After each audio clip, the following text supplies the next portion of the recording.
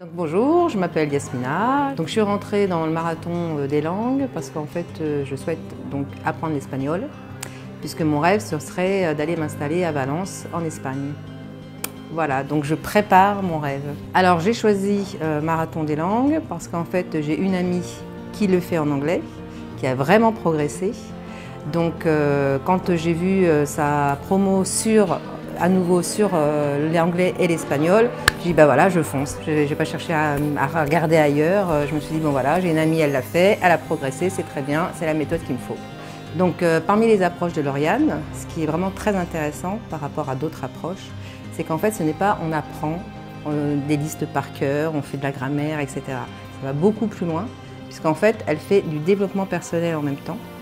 Donc ce qui fait qu'on se remet en question. On essaye de comprendre pourquoi on n'arrive pas, qu'est-ce qui fait que, par exemple, moi j'ai du mal à parler déjà en français, alors je me suis dit, alors là, qu'est-ce que ça va être en espagnol? Mais en fait, elle nous donne des petits outils pour nous sentir beaucoup plus à l'aise avec soi-même, et donc du coup, en confiance en soi, en estime de soi, et donc forcément, ça se ressent quand on prend la parole ou quand on parle, avec d'autres personnes qui sont complètement étrangères, qui sont espagnoles ou anglais, parce que je fais des soirées expat, donc du coup, je suis beaucoup plus à l'aise.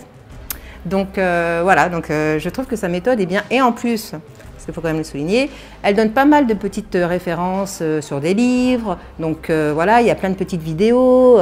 Je trouve que c'est apprendre une langue, travailler sur soi et en même temps s'enrichir voilà, par de la culture, de livres, etc. Voilà, je trouve que c'est un truc assez complet et je peux que le conseiller à n'importe qui d'autre parce que voilà, c'est pas un cours. J'ai fait des cours d'anglais basiques, mais il n'y a pas ce côté approche humaine en fait.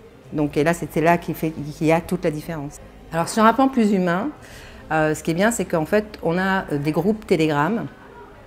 Donc ça c'est hyper enrichissant aussi, puisque du coup il y a des vrais échanges. Donc là par exemple aujourd'hui on s'est vu, donc non mais ça c'est quand même assez sympa. Et on a créé un autre petit groupe de personnes pour se voir vraiment régulièrement sur Paris, pour aller faire des soirées ensemble, dans le cadre toujours pour mieux parler en anglais ou en espagnol.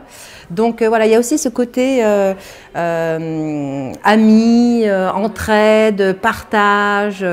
Donc voilà, ça aussi, ça booste en fait, ça stimule. Le fait de travailler sur soi et de comprendre où est mon autosaboteur, quel message il a à me donner. Bon, ça, voilà, c'est déjà en soi une découverte. Donc forcément, ça, on peut l'appliquer dans n'importe quel domaine. Donc pour lever des leviers, voilà, c'est intéressant. Alors à une personne qui hésiterait à rentrer au marathon des langues, d'abord je lui dirais je comprends pas.